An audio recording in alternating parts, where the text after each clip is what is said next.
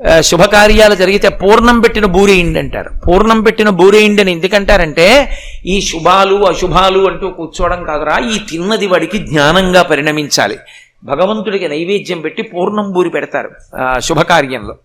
కాబట్టి పూర్ణం, ఆ పూర్ణమైనటువంటి స్థితిని పొందాలి. అది ఆయన యొక్క చంద్రరేఖ చేత గుర్తు. నేను మోక్షం ఇవ్వగలను, జ్ఞానం ఇవ్వగలను, ఇచ్చి మళ్ళీ పుట్టవలసినటువంటి అవసరం లేని స్థితిని కల్పించగలిగినటువంటి వాడను అని చెప్పడానికి ఆయన చంద్రరేఖని ధరిస్తాడు. అది శుక్లపక్షంలో ఉండేటటువంటి తదియనాటి చంద్రరేఖ.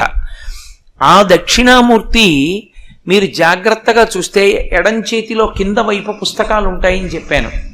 కుడి చేతి వైపు చిన్ముద్ర పట్టి కాలి కింద అపస్మారుడు అనేటటువంటి రాక్షసుణ్ణి తొక్కిపెట్టి ఉంచుతాడు. చిత్రం ఏంటంటే ఈయన కాలుతో తొక్కితే లోకంలో ఎవరైనా సరే పొలికేకలు పెడతారు. పరమశివుడు కాలుతో తొక్కాడనుకోండి, వాడు పొలికేకలు పెడతాడు. రావణాసురుడికి పేరు రావణాసురుడు కాదు, అసలు ఆయన పేరు పులశ్చ బ్రహ్మ.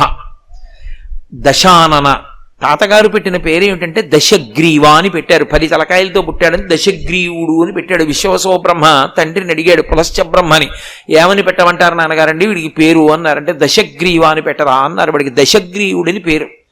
ఓసారి నిష్కారణంగా పరమశివుడు కైలాస పర్వతం మీద తాండవం చేస్తుంటే కైలాసాన్ని కదిపేస్తానని దాని కింద చేతులెట్టి కదపపోయాడు.